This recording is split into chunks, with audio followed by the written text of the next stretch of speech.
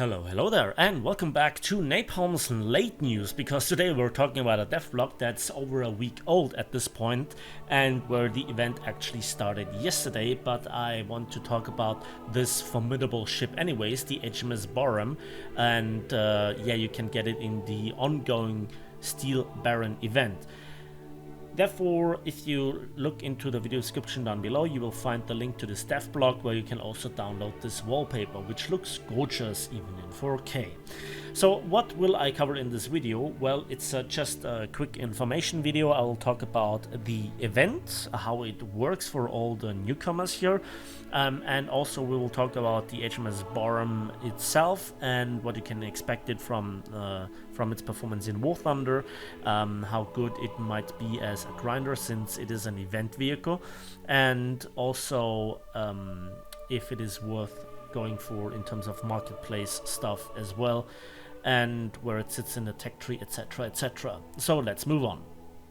From September the 5th, so that was yesterday already, till September 23rd, you can earn mission points in battles, unlock stages, and receive rewards. And this is interesting since this is a rank 6 battleship that's currently the highest rank in War Thunder Naval Forces, and that will be interesting for further grinding. There is a bit of history. There is another beautiful picture of this gorgeous ship. I have a little bit of a sweet spot in my heart for dreadnoughts, super dreadnoughts, and also their modernizations, etc. And I also really like the look of the bicolor deforming camouflage. So here are some of the rewards that you can get from chests that you unlock on the way. And here is how to get all the rewards. Let's do a bit of math. You have to earn every 2 days, when it changes, 45,000 mission score points. That sounds like a lot. But there is, if you play realistic battles, a modifier automatically applied to it of 1.2.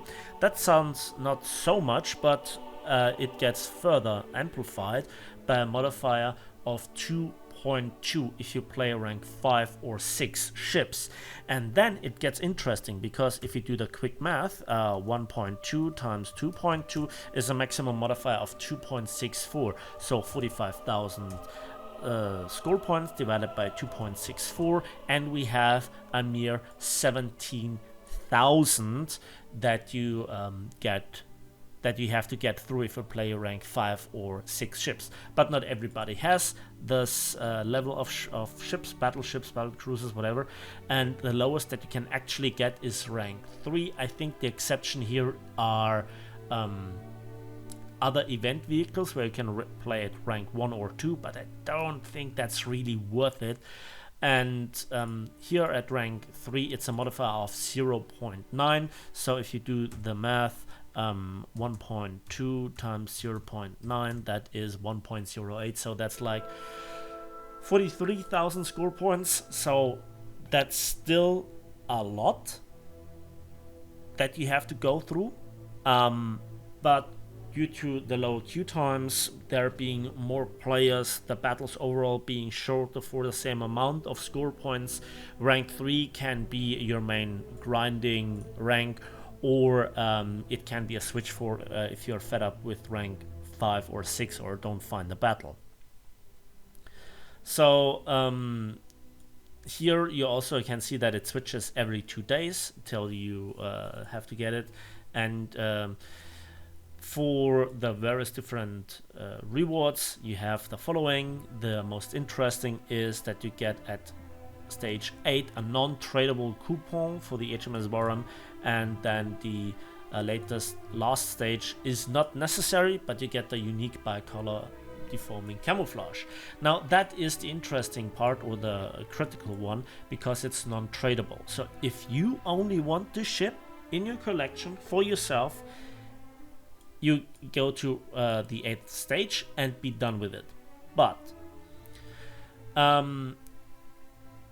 you need to upgrade. First of all, there will be discounts for purchasing stages using Golden Eagles. So let's say you're there at 85% of the required mission points for completing a stage, but you can't be either bothered with the rest, or you're pressed for time, or both. Then you can then get a discount on the GE price tag. It's still too high. It's not a linear correlation, if you will, and at least there is something. Like if you're just missing a couple of points, you don't have to pay the full 999 Golden Eagles. And at 95% there's the second stage of discounts. And yeah, this has been there for a while, but I still want to highlight it. Then the upgrade for the coupon, if you want to trade it on the marketplace, then you have to get over the course of the whole duration of the event a whopping 750,000 score points. That is a lot. But if we apply the multiplier to it, or divide it by that, 264, that's a mere 284,000 score points. I know this is a lot. It's too much in my opinion, but it makes it so much more manageable if you take both factors into account. And now I think it's really worth dealing with battleships and battle cruisers or heavy cruisers at higher tiers. And I think that alone, that's just such a steep thing. Although I think overall achieving high amounts of score points in naval forces is, in my experience, easier than in aircraft and in tanks in general. But if you're an absolute pro, you probably don't watch this video anyway. So to make the tradable coupon tradable from a non-tradable, you have to select it and click the modifier button once you have this stage achieved.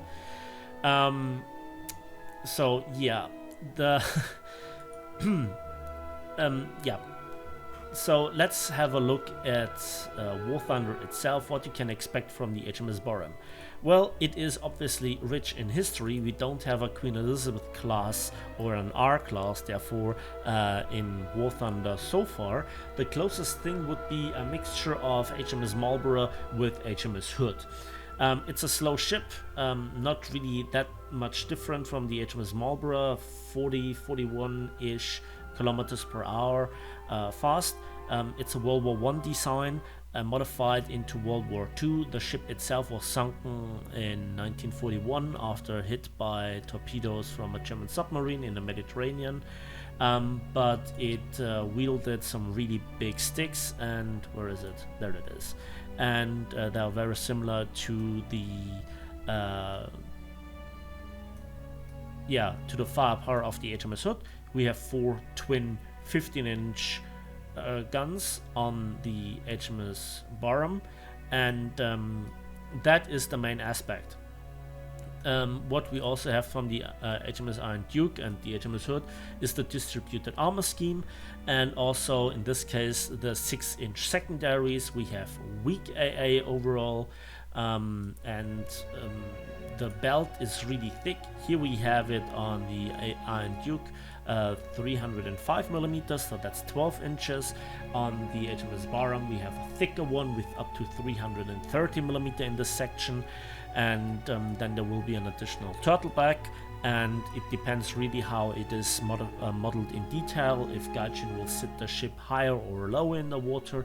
You know, all those factors play in, and that will at the end of the day determine its combat value. It has the potential to be a miserable failure, just like the SMS Bayern, SMS Baden and SMS Sachsen, which have thick armor, big guns, and are most comparable to the German Bayern class, or they could become tanky monsters such as the Scharnhorst. I think it all comes down to how exactly the ship is modeled, how precisely the ship is modeled, and how effective the turtleback will be. I don't think it will be such a monster as the Scharnhorst, but you'll get the idea.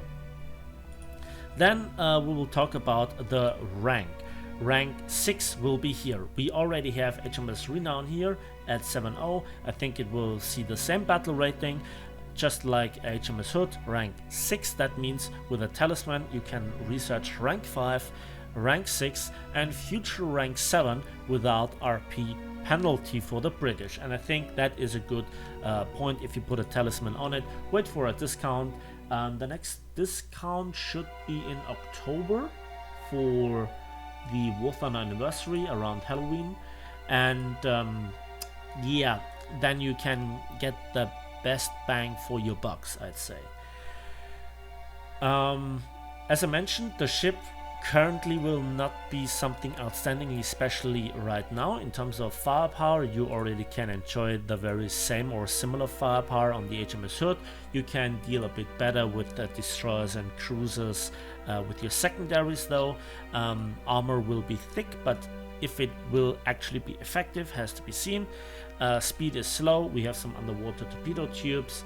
AA not outstanding, so it will not be an Iowa class in disguise. And there are quite a few ships of the Queen Elizabeth class. Most notably, I'm really eager to wait for HMS Warspite herself, the true legend. And I think that many other British battleships, super dreadnoughts, also of the R class, are very similar, and they just will flood or should flood Great Britain's tech tree in the future as premiums, as further event vehicles, tech tree vehicles. You can just flood War Thunder British Blue Water Fleet with those ships. They are very similar overall. The firepower is serious.